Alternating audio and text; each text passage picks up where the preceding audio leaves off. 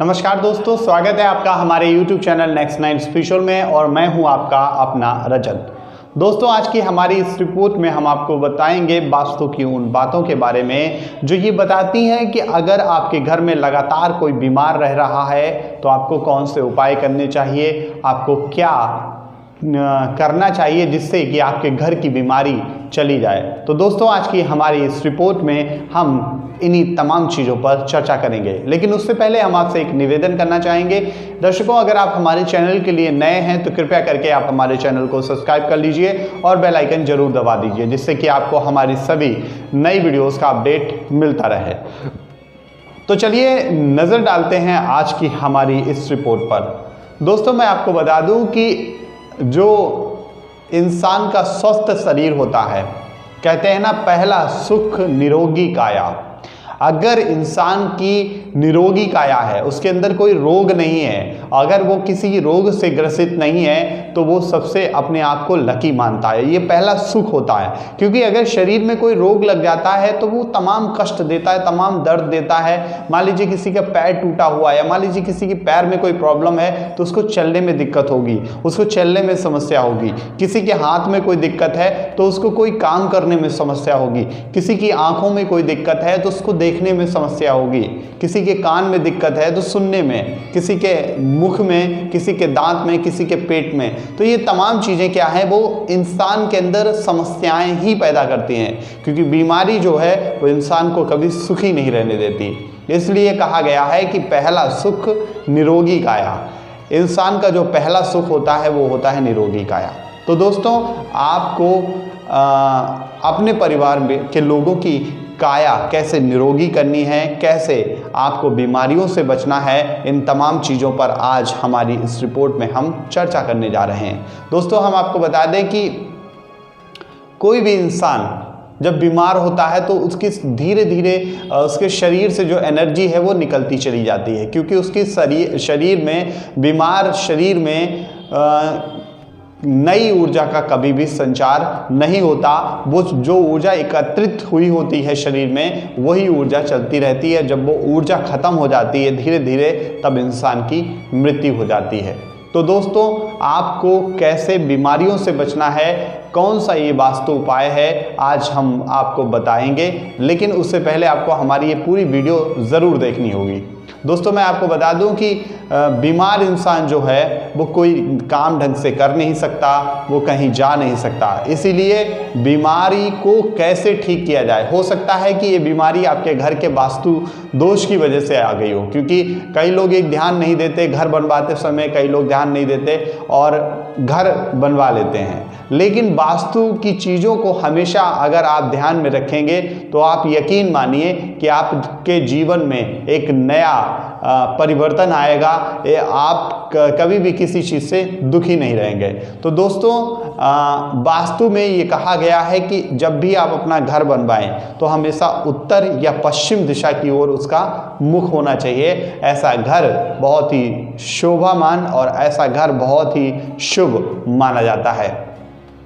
दोस्तों, हम बात कर रहे थे कि वास्तु के वो कौन से नियम हैं जिन नियमों से बीमारियों से बचा जा सकता है। जी हाँ दोस्तों, आज हम आपको बताएंगे कि वास्तु के ऐसे कौन से नियम हैं जिन नियमों को करने से तमाम बीमारियों से इंसान अपने आप को बचा सकता है। तो दोस्तों, आइए नज़र डालते हैं इस उपाय पर। दोस्तों, अगर आपके घर के मुख्य द्वार पर, मेन द्वार पर, मेन गेट पर गड्ढा है, बहुत बड़ा गड्ढा खुदा है या कोई गड्ढा है, तो आप सबसे पहले उस गड्ढे को भरवा दीजिए, क्योंकि ये गड्ढा आपके घर में नेगेटिव ऊर्जा को जन्म दे रहा है, नेगेटिव ऊर्जा उत्पन्न हो रही है। दोस्तों, मैं आपको बता दूं कि अगर आपके घर के सामने कोई गड्ढा है, कोई नाली है और जिसमें गंदा कचरा भरा हुआ है, तो ऐसा गड्ढा आपके घर में बीमारियों को जन्म देता है। दूसरी बात मैं आपको बता दूं कि बीमारियां जो हैं वो इंसान को कभी बताकर नहीं आती। कई बीमारियां तो हमारी जेनेटिक होती हैं, लेकिन कुछ बीमारियां ऐसी होती हैं दर्द देने वाली, तो वो बीमारियां शायद ही वास्तु से आई हों। वास्तु दोष अगर आपके घर का खराब है तो ये इन बीमारियों का होना संभव हो सकता है। दूसरी बात, अगर आपके घर के फ्रंट पे अगर आप अशोक का पेड़ लगाते हैं तो ऐसा करने से भी सभी वास्तु दोष खत्म हो जाते हैं।